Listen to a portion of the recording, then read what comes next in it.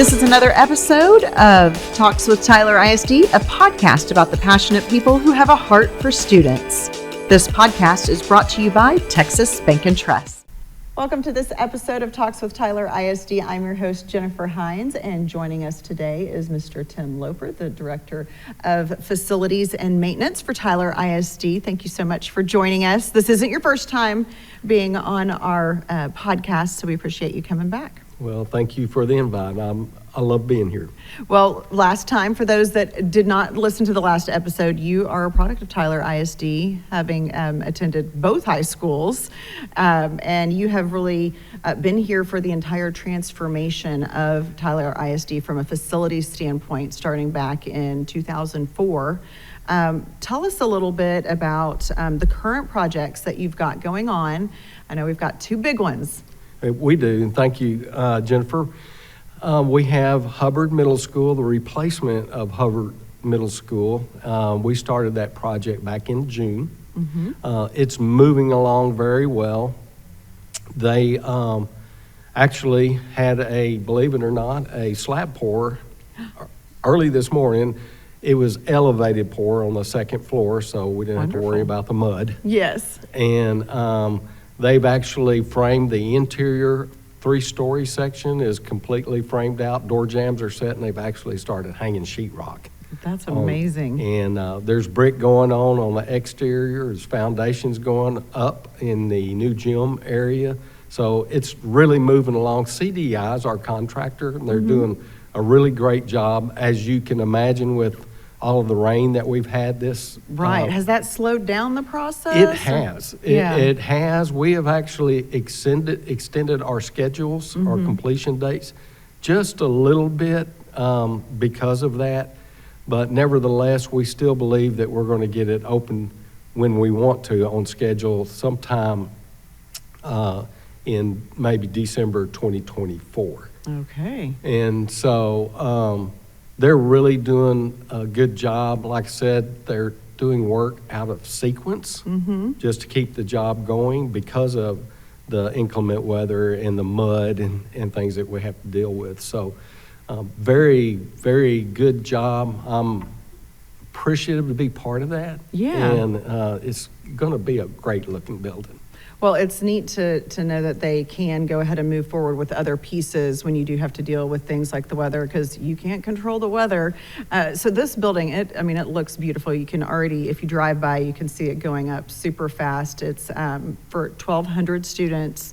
And the other thing that people may not realize is the way that y'all are doing it is where the students are currently at the current Hubbard campus, and then you're also building right next door. Tell us a little bit about how that process is working. Yeah. So it's just basically phasing the project so we do not interrupt instruction, other than we have to be a little quiet on test days. Right. But so we minimize the loud noises that we can on testing days. But we should get the brand new campus done, and then we will move the current staff and students into the new building and then demo the new building. Well, a lot of people don't probably know either is once we demo those buildings, that's where our field and track and parking lot goes.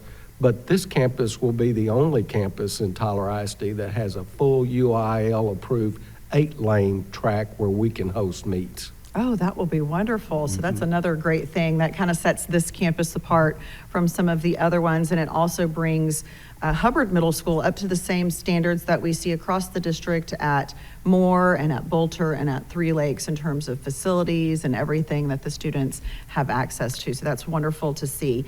What about, we all know inflation's kind of gone up a little bit. How, from a financial standpoint, how are we doing? Well, we're doing okay. Yeah, we're making it work. Fortunately, our general contractors locked in a lot of prices early back in June. Yeah. Before we even issued purchase orders to them and the board approved the project. So they were on top of that. I would say that the one thing that has impacted both projects the most is our electrical gear. Oh, okay.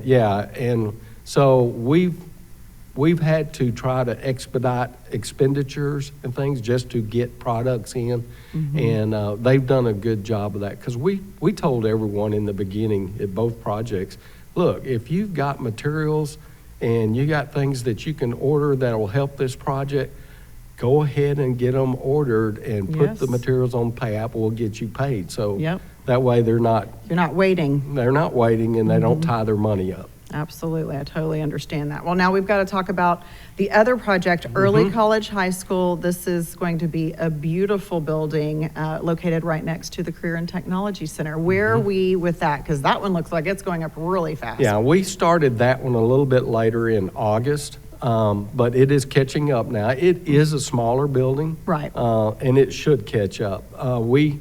We have all our interior framing on the first floor done. They're actually framing on the second floor now and finishing up hanging steel over the kitchen area. The tornado shelter, which I didn't mention at the other campus, is a requirement for both campuses in this new building code that was adopted by the city of Tyler. But we should finish the steel on top of the tornado shelter and the last concrete pour on the tornado walls, and all that complete within 2 weeks, and we'll start decking and roofing and start to dry in that project. It's coming along really good now. As you mentioned, we got a milestone passed this past week. We got our new transformer set, so we're ready for permanent power there, which is huge for the contractors, because we can get rid of temporary power and start powering up the building as we get spaces ready, and we can accommodate that.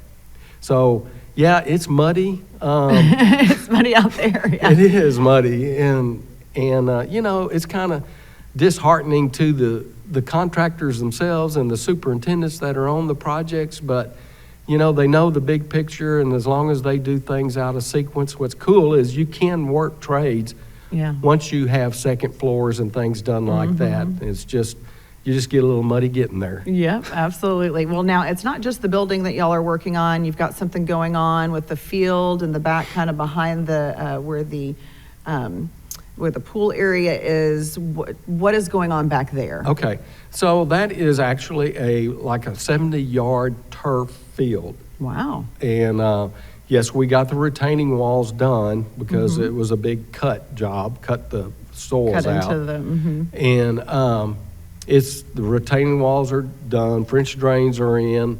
They'll be, as soon as we get some dry weather and forecasted for a while to be dry, we'll get our turf company in here to start putting that down. And that's actually for PE, for the early college students, so we can do outdoor activities on it.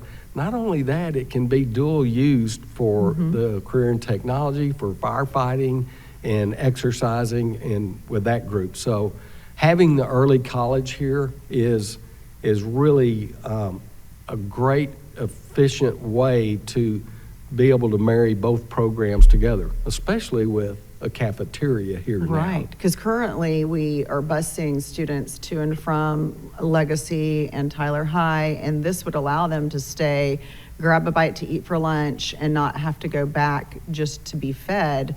And that will cut down on that as well. So when they get to those upper level classes, they might just be at the Career and Technology Center all day doing their work. That's correct. So it gives the administrators here at Career and Technology great scheduling capabilities. Yes. Because some students, as you mentioned, may take a 2-hour class right before lunch and then have to be bused back to their campus.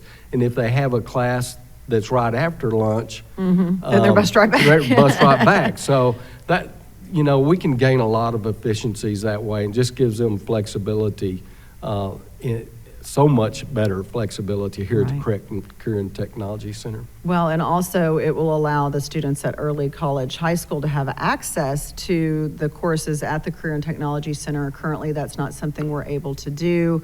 And Early College High School currently is in the old Stewart building, sharing it with Rise, which is another one of our high schools. And so moving Early College High School out will allow Rise to also expand. So you're really supporting two programs with this building. That's correct. That's correct. And that's not all you've got going on, because we're about to hit summer, and I know that you've got the summer projects going on. One thing that's really cool, and some people may not realize, but 3 cents out of the tax rate is put towards keeping all of these beautiful buildings going, because you do have to replace the HVAC systems, you do have to replace the roofing, you do have to keep the paint nice. Tell us what you have on schedule for this summer. Well, if I can remember all of it, Jennifer, I was actually just discussing that with my team today. So we try to split up some of these responsibilities, but we repaint schools every 7 years, and that all comes from our 3 cents of the preventive maintenance, which is I'm so proud that the board is such facility, well, they support our facilities and like to keep them up. So yes, it does replace roofs, it repaints, it redoes paving, it redoes HVAC. We do some flooring projects with it and some special projects. So right now we are repainting Bolter, Moore, and Rice.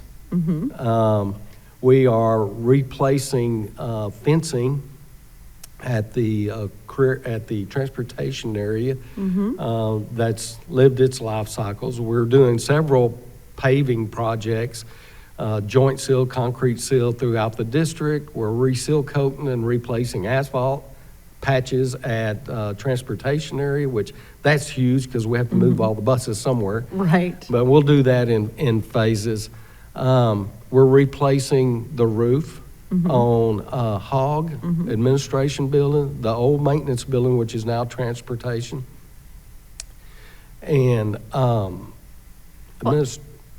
lot, well, and maybe Gary as well. and Gary, as yes, well. Gary, Yeah. thank you for Sure. reminding me. Well, one thing I think that's really interesting is people may not realize how big our district is. It's 193 square miles. That's like half the size of the city of San Antonio. And we have 36 different buildings, because we not only have the campuses, but we also have, buildings where our police department is, our, our nursing staff, our administrative staff, curriculum and instruction. You have all of these buildings where you have other people housed.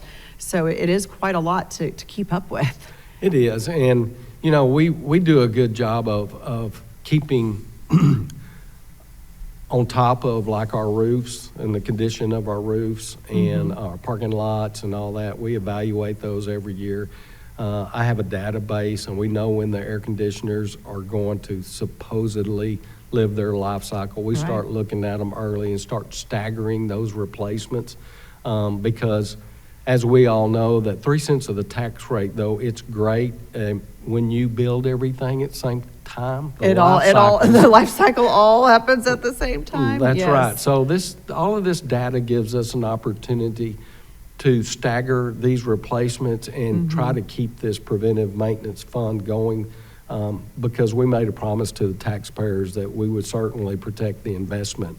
Absolutely. They've been very, very supportive of us, and not all districts do that. I mean, some districts go out for a bond for preventative maintenance. But all that's from the vision and insight of the board members from 2000, since I've been here up to now, and it's currently stands the case with this board and our superintendent.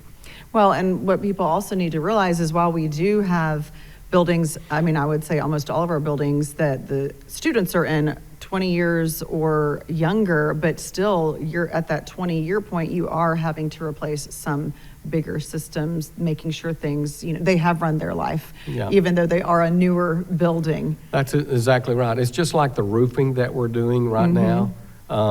We've been deferring that until we want to make sure that we're going to have full utilization of these buildings. And also when you replace roof, you increase the value of that building anyway. That's a big part of it. And we're just fortunate that we can do it. Yeah, absolutely. And of course, if anybody wants more information, I know we do drone footage of the early college, high school, and Hubbard Middle School going up. You can always go to tylerisd.org/bond2022 to get all of the updates on the construction there. What is something that you would like for the community to know just in terms of the timeline for these bond projects? It sounds like we're still kind of on track, but maybe pushed a little bit. Yes, we are on track. We're within budget. Yep, that's a good one. And that's always a good thing. We still have a ways to go on them. Actually, our construction schedules show us being done with actually the 3-story class wing, all the academic area at Hubbard in December 24. And so we could actually maybe have a March move in there. Maybe, we'll see, yeah. And also, actually, I got that backwards. Early college was December 24. Okay. And then that would be a March possibly finish in the Hubbard project. So Okay. we hadn't made that decision to pull that trigger because Right. there's a lot of logistics that have to happen for that. Well, and you want to do it right. You don't want to rush Yeah. into a new building that isn't 100% ready to go. And we know that there are factors out there that, whether it might be a little bit of a supply chain delay or the lovely weather we've had so far in the month of May and back in April that has kind of kept some of those construction projects from going along. But the buildings, definitely, you can tell they are coming together. It's exciting to see, and I know that the students will be excited to move into those new facilities when the time comes. Yep. Thank you so much, Mr. Loper, for joining us again today, and thank you for listening to this latest episode of Talks with Tyler ISD. If you would like more information on all things Tyler ISD, you can always download our Tyler ISD app or sign up for our district newsletter at get.tylerisd.news. We'd like to thank our sponsor, Texas Bank and Trust. Subscribe to Talks with Tyler ISD on Apple Podcasts, Google Podcasts, or Spotify. Please share this episode with your friends and family.